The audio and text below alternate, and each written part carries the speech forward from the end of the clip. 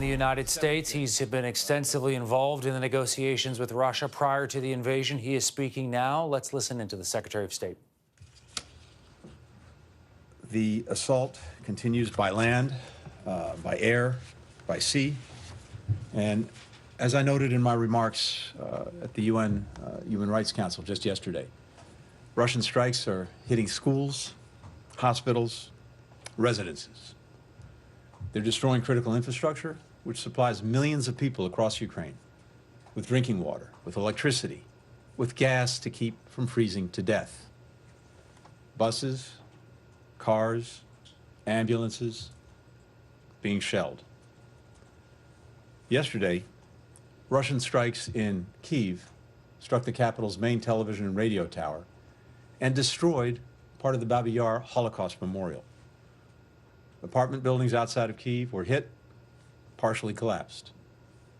A huge explosion occurred in the main square of Kharkiv, Ukraine's second largest city. These aren't military targets. They are places where civilians work and families live. Kharkiv is one of the largest Russian-speaking cities in Europe. It's fewer than 50 miles from Belgorod, its sister city in Russia. And Belgorod is where the missiles against Kharkiv were likely fired. President Putin, among the many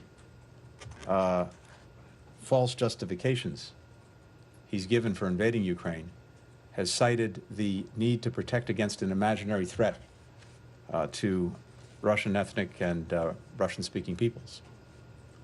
How is assaulting and bombing the population of Kharkiv, again, one of the largest Russian-speaking cities in Europe, advancing that purported goal? As President Zelensky said after the assault, there was never a border between Kharkiv and its Russian sister city. The two cities are joined in the hearts of Ukrainian and Russian people living on either side.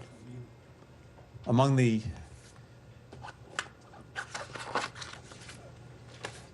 great damage we see from war, we're seeing that in Kharkiv. We've also seen that the International Court of Justice has announced that it will hold hearings on Russia's actions. Already the human costs of the Kremlin's unwarranted, unprovoked, and unjustified war on Ukraine are staggering. Hundreds, if not thousands, of civilians have been killed and wounded. There are now more than 174,000 refugees who've sought safety in nearby countries. Millions of Ukrainians still in Ukraine are sheltering wherever they can, including children receiving cancer treatment who are now living in the basements of Ukraine's children's hospitals with doctors and nurses doing their best to care for them as explosions boom overhead. This is shameful. The numbers of civilians killed and wounded, the humanitarian consequences, will only grow in the days ahead. In the face of this violence, the courage of the Ukrainian people is inspiring the world. As President Biden said in his State of the Union address last night, the response to Russia's war has been unity.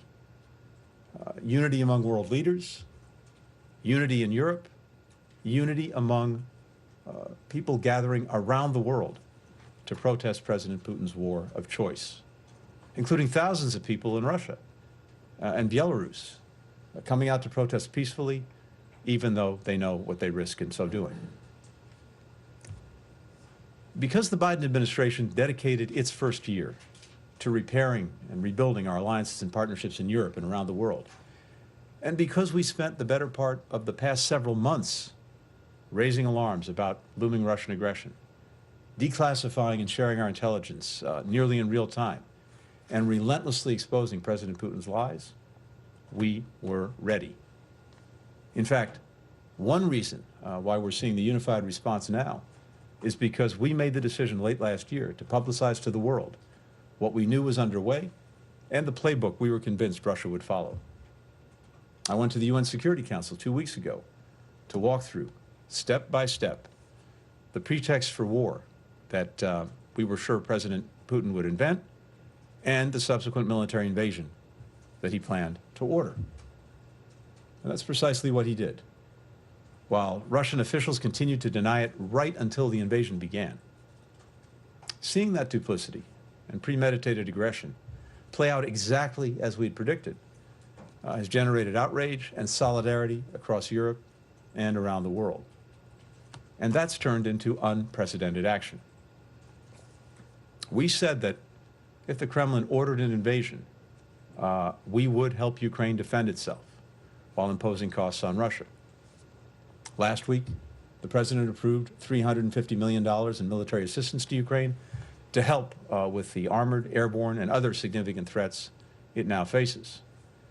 That brings our total security assistance to Ukraine in the past year to more than $1 billion, more than in any previous year. Over the past several days, I authorized the expedited transfer of U.S.-origin defensive equipment from allies to Ukraine, and we're coordinating efforts to get this equipment, including anti-tank and anti-aircraft weaponry, as well as small arms and munitions, into the hands of Ukrainian fighters who are defending their country with skill and determination. We're sending humanitarian assistance to the people of Ukraine as well. 3 days ago, we announced nearly $54 million in additional support, on top of the more than $300 million that we've provided in recent years. USAID has deployed a disaster assistance response team, our top international emergency responders, to lead the U.S. humanitarian response in coordination with European allies, partners, and international organizations. And USAID Director Samantha Power was, as you know, just in Poland along the border with Ukraine a few days ago, along with other senior officials from the State Department. And we're working to support the frontline countries, including Poland, Moldova, Romania, Hungary, and Slovakia, that have welcomed hundreds of thousands of refugees, including many children, elderly people, people with disabilities, all of whom are fleeing Ukraine to escape Russia's violence and facing harrowing journeys to reach safety. We and our allies and partners will work to keep people safe, manage the flow of refugees, keep border crossings open, and provide critical supplies. At the same time, we're holding Russia accountable, including Russia's economy. Back on December 1st, I said that Russia would face massive consequences for attacking Ukraine, including severe and lasting economic costs. The United States and more than 30 allies and partners, representing more than half the world's economy, have made good on that commitment, with powerful sanctions and export controls on Russia, including additional actions just today. We've now sanctioned most of Russia's largest financial institutions and its sovereign wealth fund. The European Union removed key sanctioned Russian banks from the SWIFT international payments network. We've restricted Russia's ability to seek funding beyond its borders. 13 of the most critical Russian state-owned enterprises, including Gazprom, are now extremely limited in raising money through the U.S. market. We've imposed sanctions on individuals, including President Putin, other members of Russia's Security Council, and elites and their family members.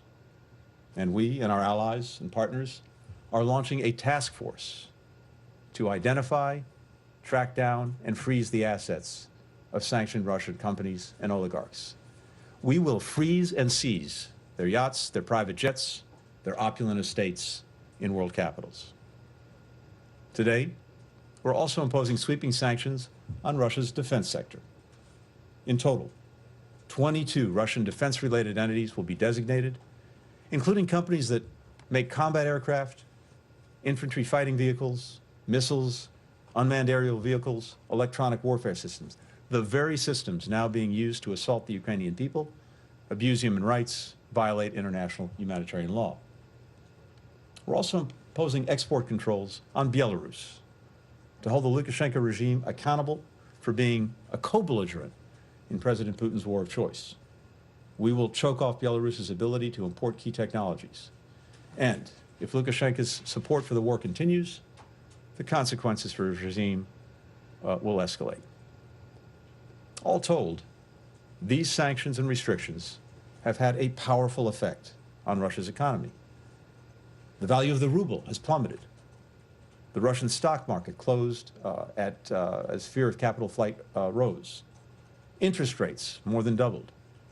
Russia's credit rating has been cut to junk status. The value of President Putin's war fund has vanished.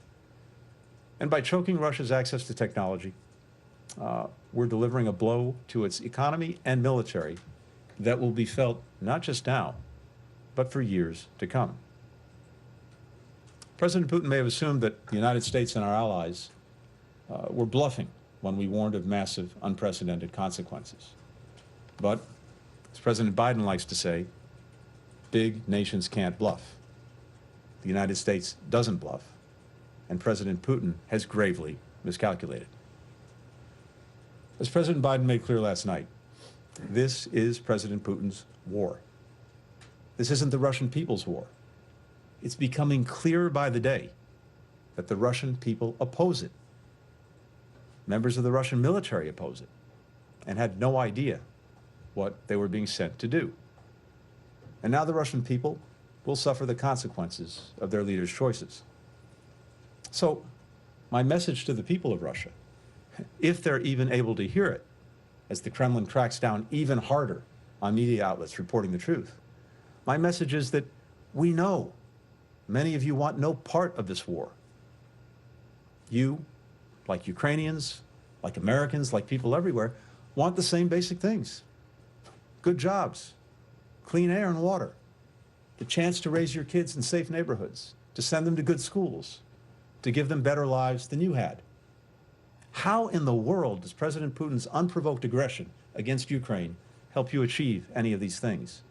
How is it going to make your lives better? The economic costs that we've been forced to impose on Russia are not aimed at you. They're aimed at compelling your government to stop its actions, to stop its aggression. And just as millions of us around the world stand together against Moscow's aggression, we also stand together with you as you demand that your leaders end this war. If President Putin wants to demonstrate leadership, he should allow Russian soldiers to go home to their families. Finally, the United States is continuing our diplomatic efforts. We're keeping the door open to a diplomatic way forward. That's going to be very hard to happen without military de-escalation. It's much more difficult for diplomacy to succeed when guns are firing, tanks are rolling, planes are flying.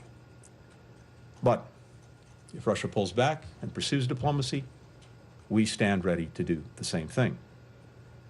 Meanwhile, our intensive diplomacy with allies and partners continues. I've been in virtually daily contact with my friend and counterpart, Ukraine's Foreign Minister Kuleba. And I've made clear that we'll support any diplomatic efforts by the Ukrainian government to reach a ceasefire and withdrawal of Russian forces. If there are diplomatic steps that we can take that the Ukrainian government believes would be helpful, we're prepared to take them, even as we continue to support Ukraine's ability to defend itself.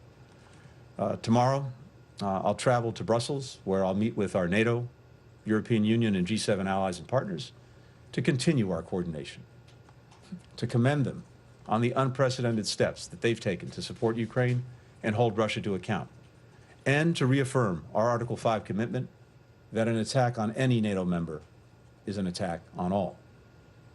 From there, I'll travel to Poland, which is already hosting hundreds of thousands of Ukrainian refugees, with tens of thousands arriving by the day.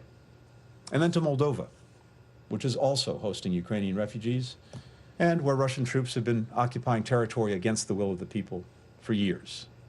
And then I'll go on to the Baltic countries, to Latvia, Lithuania, Estonia, which are facing a renewed threat from Russia themselves as President Putin seeks to reassert Russia's dominance over former Soviet republics. Latvia, Lithuania, Estonia are our NATO allies. And as President Biden has said, we will defend every inch of NATO territory against any aggression, from Russia or otherwise. Finally, I want to note the consequential and historic vote that just took place in the United Nations. 141 member states voted in favor of a resolution reaffirming Ukraine's sovereignty and territorial integrity and condemning Russia's invasion of another member state. As this vote revealed, the overwhelming majority of the international community stands in strong support of the core principles of the United Nations and upholding the UN Charter, and stands against Russia's reckless attempts to change the borders of another sovereign country by force to replace its will for the will of the Ukrainian people. As 141 member states of the United Nations know, more is at stake even than the conflict in Ukraine itself and the freedom and security of Ukraine and its people. This is a threat to stability in Europe and to the entire rules-based order, which has been the foundation of security and prosperity for people around the world for nearly 80 years. In this time of uncertainty, we have a clear way forward. Help Ukraine defend itself, support the Ukrainian people, hold Russia accountable, and persist with diplomacy. President Putin is more isolated from the world than ever before.